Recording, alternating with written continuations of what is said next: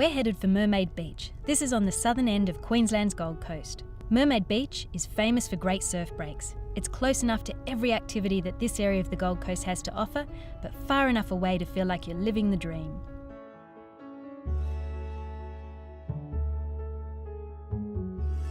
So Hayley and Jonathan, thanks so much for having us here today. Just looking at the front of your house, I can see this is amazing. Tell me a bit about what you've got inside. Well, I'd love to take you inside and show you our amazing outdoor entertaining area, overlooking the pool and an amazing lush green garden topped off with a kids' cubby house. Sounds fantastic. Would you like to take a look? I'd love to. Let's go. Let's go.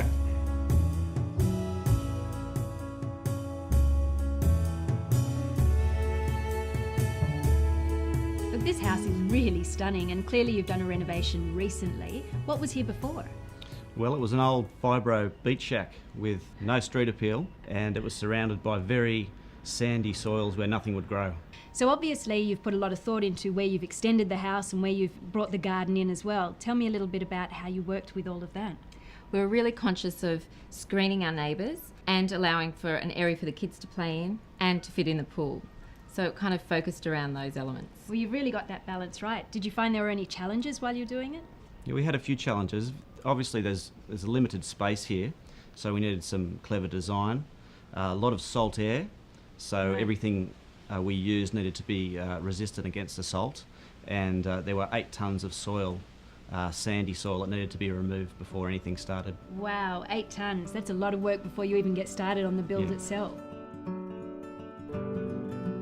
So you've got the pool down the side of the house. You didn't want that in the back of the garden? I think what they found when they started taking out the sand was there was a pipe running down the back of our house. So therefore we had to reorganise our thoughts, and we ended up putting the pool on the side, which actually allows for a nice view from the inside out now. I really feel like the house is connected to the outdoors, to the outdoor entertaining. What are some of the ways that you actually achieved that? Yeah, that's right. We sourced a porcelain tile, and we've used that from the inside flowing out to the outdoor area here, and then even down into the garden area, connecting all the spaces together. It really has. It does make you feel like it just keeps going and keeps flowing.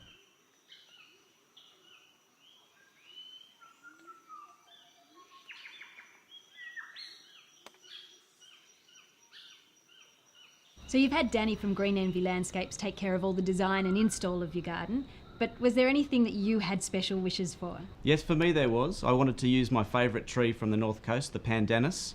So Danny planted that in the front garden, and it gives a great street appeal and some beautiful shade in the afternoon. Right. We've given it a lot of water over the last 3 years, and it's actually tripled its size. Hold on a second. That's a lot of water. Are you allowed to actually water it that much? Well, we actually are, because we have a spear pump that goes okay. down 7 metres into the ground and taps into the water table. And we're fortunate enough around here to be at the base of a mountain, and the water is nice and clear and excellent for the garden. Oh, that's fantastic, and it really does look amazing at the front of the house there. Thank you.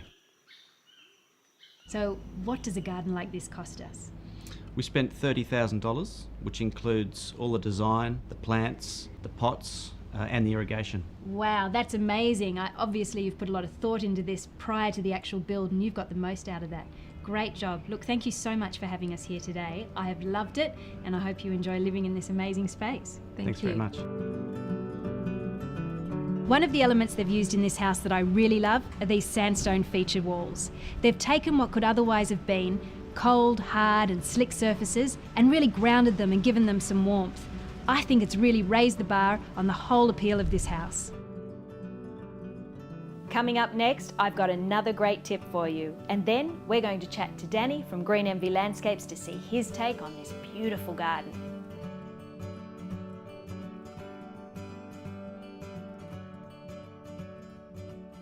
Creating a feature element in your garden can be a lot of fun, like this oversized pot. It was sourced for about $1,200, but what they've done here is they've brought it in, they've kept it with the tones of the rest of the area, they've used some simple planting, and they've got that balance just right between playfulness and elegance. This garden's been created by Danny from Green Envy Landscapes, an inspirational garden designer and horticulturalist.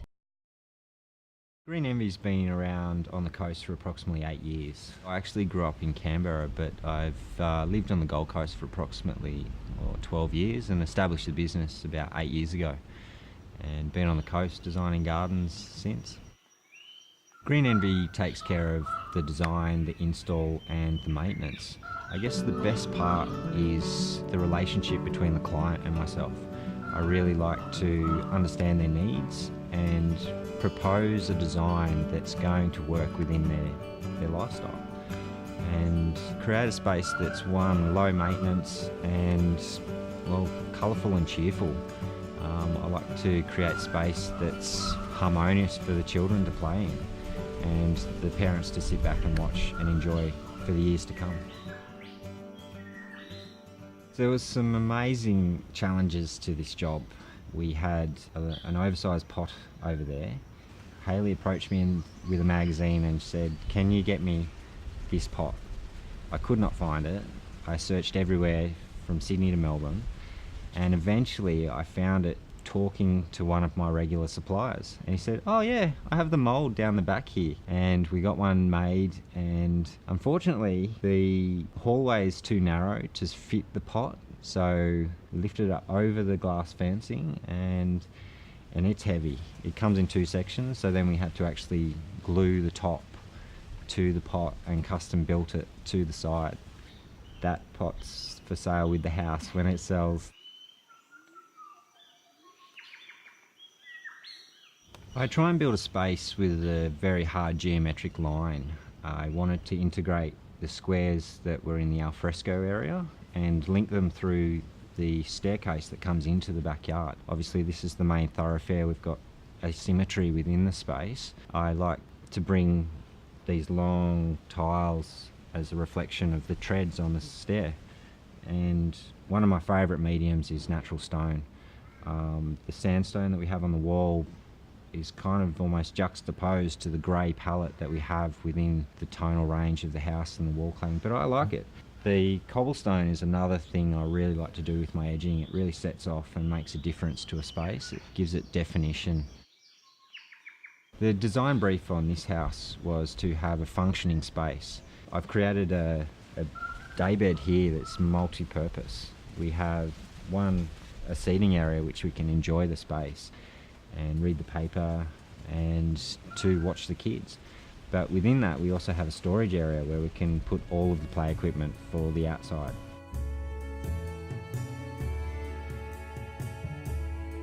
When you work with Green Envy Landscapes, I like to give one point of call. I think that's what sets us different to most contractors on the coast, is I work from the brief through to the sign-off, and most of the time I'll do maintenance. So I'm probably going to know most of my clients for over 10 years.